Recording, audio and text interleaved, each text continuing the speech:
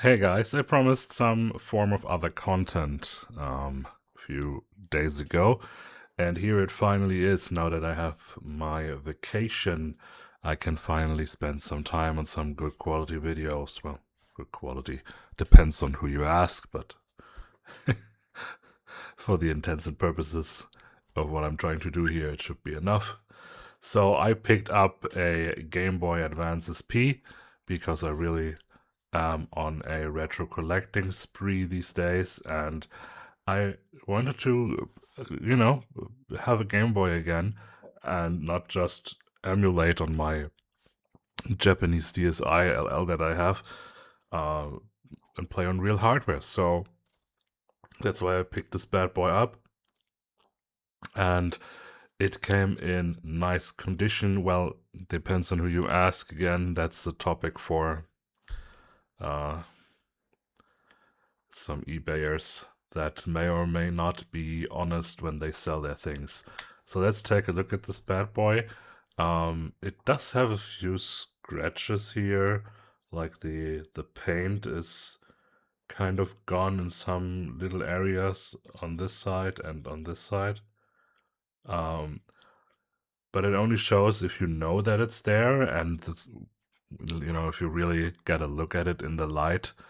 And then there's also two major scratches on the screen that the eBay listing didn't show, which I'm kind of pissed off about. But again, it's hard to find these things in good conditions, and I'm really happy I found it in a condition where the back and front aren't completely overgone with scratches, or the Nintendo logo up here isn't completely rubbed off, because that's what usually happens when you buy these things. Just take a look at eBay listings on Game Boy Advance's piece, and it's so hard to find a good one. So I'm happy with what I got. Do I wish it was without the scratches that the eBay listing didn't show? Of course, but I think for the money, I'm in a good place here. So I also got some games with it. We'll be taking a look at these in a moment. But I also have something else because I got this little carrying bag with it, which is kind of funny. It looked really big on like a real backpack in the screenshots, but when I received it, it was this small little cute tiny thing, and it just got enough place for the Game Boy here and maybe a game or two in this area, or the we should probably put in here is the loading adapter. So yeah, and then you have like this little thing for a game, this net thing area here. So yeah, that's not much you can put in there, but it's enough to carry the Game Boy without it getting too broken. So why did I pick up a Game Boy Advance SP? I was looking at um, Game Boys and Game Boy Colors with IPS screen, and also Game Boy Pocket, but I figured out that the Game Boy Pocket has insane battery drain. Um, and if you put an IPS screen in it, it gets worse and worse and worse. So you would have to change batteries every 40 minutes, which is fucking insane. So I decided against that. And then I also wanted something that still has the standard non-lit light up screen, but still has an option to make it better when it's dark and you want to play inside and not outside. So this is like the model that is perfect for both areas, because it has like this little light, this front light. It was the first ever model with some kind of light area. So it doesn't look like much, but this is a night and day difference when you actually are inside of the whole game. And if it's night and you don't have a light to go handy, then this little front light here makes a night and day difference, to be honest. So let's turn this off again. I will check out the games with you now. So which games did I pick up? Only Japanese ones, because they are a lot cheaper. And I wanted to play Pokemon, like original Pokemon cartridges. And it's very hard to find Pokemon cartridges that aren't $500 each. So I opted for the Japanese versions because I wanted to have originals and not use ROMs because, again, that was the whole purpose of this thing. So I picked up Pokemon Sapphire for the Game Boy Advance. I could have picked up the you will see later that I did not pick up the pristine editions of these versions. Like I didn't pick up Emerald, I didn't pick up Crystal, I didn't pick up Yellow, because I wanted the OG back in the day experience, back when these normal versions came out. So I opted for Sapphire, which is I think the label is kind of weird on these because it's like the only Pokemon games that have no Pokemon on the label, but that's the same for the EU and US version as well. So yeah, this is the Japanese Sapphire version. These are all originals, and I paid extra to have them exchange the battery as well on these, because these only last for about 20 years, and that's how old these cartridges are nowadays. So yeah, Pokemon Sapphire. Then I got Tetris. Of course you have to have Tetris when you start a Game Boy collection again. It's kind of funny. This is one of the rarer modules that has a different song. So this does not have the standard Tetris song you know and love. This has a different song, and therefore can be worth a little bit more, is a little bit harder to find. Then I went for Kirby's Dream Land, which, funnily enough, even the Japanese version has English text for some reason. Fantastic game, one of the best Game Boy games ever made. Awesome. And then we get to some more Pokemon games right here. So I do really like these Japanese labels. This is Pokemon Gold for the Game Boy Color.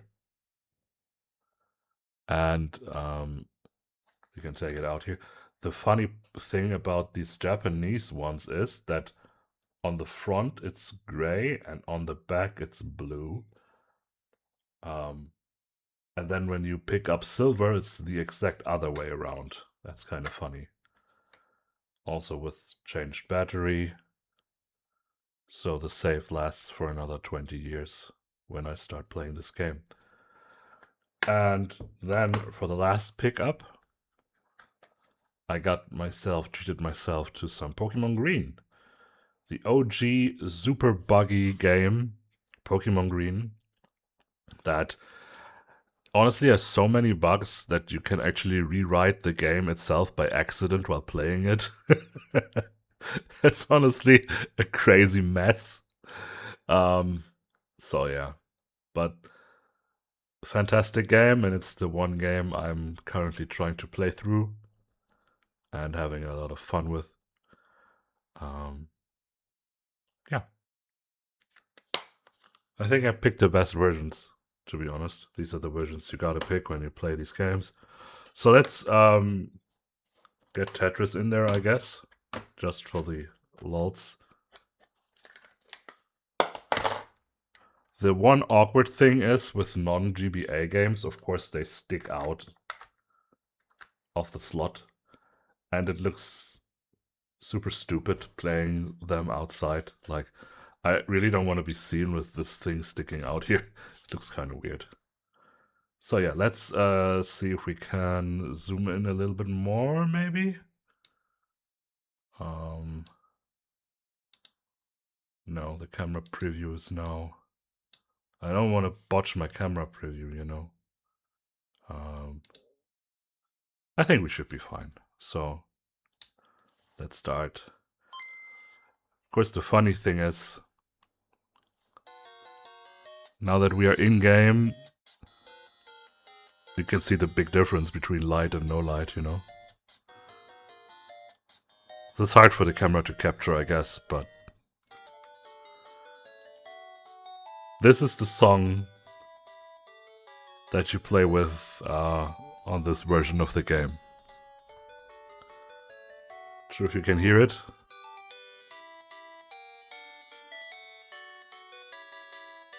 So So this is the replacement song in this version. The funny thing is, for Game Boy and Game Boy Color games, you can actually press the left trigger to make the screen a little bit stretched out, but a lot bigger. And yeah, then you can play normal Tetris right here.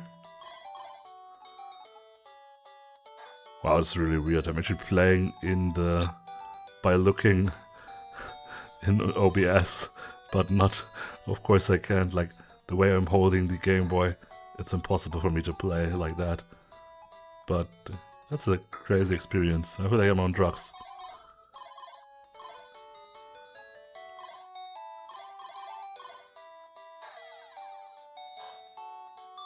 So yeah, it works all perfectly fine. I tried these all out, of course, back when they arrived, so I know it works.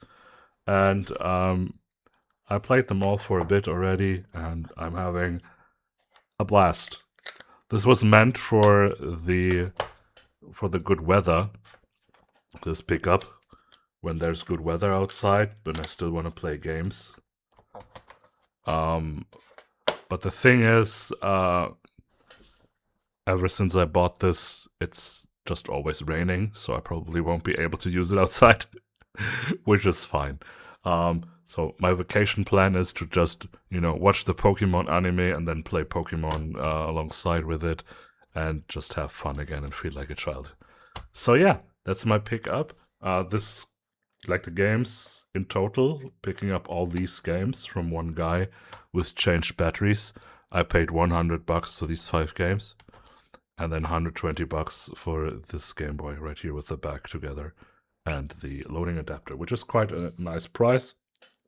Of course, I wish it would have like less scratches, but again, if you want to get a super pristine condition Game Boy, these things are 24 years old now, or 22, I think. And getting them in good condition is so rare that you would honestly, like getting someone without scratches, a model with $250 to $300, and I paid $120, so I'm fine with 2 or 3 scratches. But still, I can't help but stare at these scratches all the time, and I wish they weren't there, of course, and it drives me crazy. But hey, it made me be able to afford all these games on the side. So there you go. That's my pickup for the month of June. I'm picking up retro games every month with the money that I have for that. So I will probably do more videos like these, more pickup videos. Thank you so much for watching, guys. Bye-bye.